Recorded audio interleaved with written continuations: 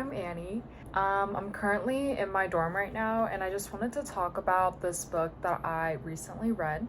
So the book I'll be unboxing today is called Racial Ideologies, Racial Group Boundaries, and Racial Identity in Veracruz Mexico by Christina A. So the book is basically about how an individual see themselves and how they are viewed by others in society, and the author dives deeper into that by exploring the constructions of blackness in Mexican cities, of the port of Veracruz and Boca del Rio, tackling the complicated question of how racial identity and racial categories are constructed, and by describing the racial-based and color-based identification of individuals of African descent. One problem that she implies is how blackness is constructed as foreign to Mexico. Most people in Veracruz, Mexico believe that people with dark skin or have any African characteristics such as hairstyle, clothing, or anything culture-based are considered as foreigners even when they're actually more Mexican than they are.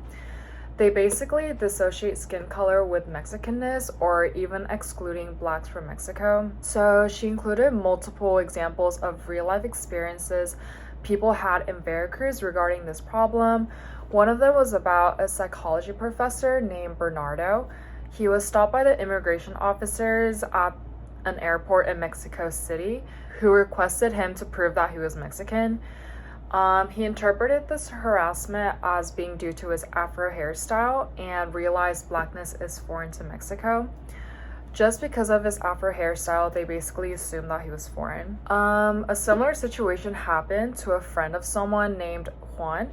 It was when they were going to the movie theater together. A side note, this was during the Jim Crow era.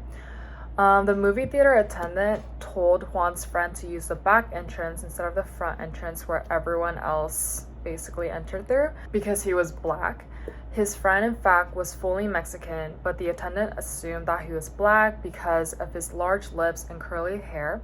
Even though they showed their IDs to prove that he was fully Mexican, he still didn't believe them, which tells a lot about how some people assume some are foreign just because of their stereotypical African characteristics.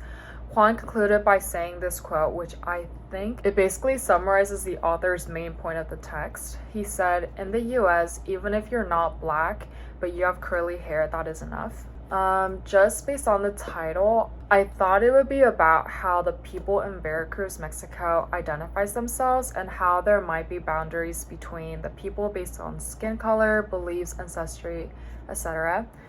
But after reading the text, it went more in depth about how some people in Veracruz are unfamiliar with people of African culture and view them as foreigners even though they might be full Mexicans. I didn't think this book would have any connection to my life, but I think I can kind of relate to the context of being considered foreign because of my physical characteristics. I think this is a universal experience among Asian Americans, but many people, mostly those with no Asian background, assume that Asian Americans don't know how to speak fluent English or lack knowledge of American culture when most of them were either born in America or have lived here for a very long time.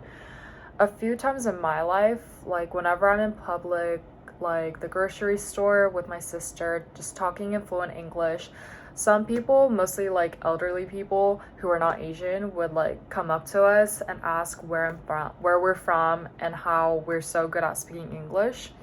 I feel like this kind of relates to the problem happening in Veracruz about how people there assume that someone is foreign based on their physical characteristics, although they were actually fully Mexican. Like how the elderly people assumed that I wasn't from America just because I was Asian. Overall, I did enjoy this book, mainly because of the connection that I made, and also because it taught me about something that I previously didn't know about. But I kind of wish the author briefly talked about how this problem might be occurring in Mexico in general, not just Veracruz, so that it would help the readers to understand or learn about Mexico a bit better, or so that it wouldn't mislead them. Because outside of the local population of Veracruz, there are fixed and concrete definitions of blackness.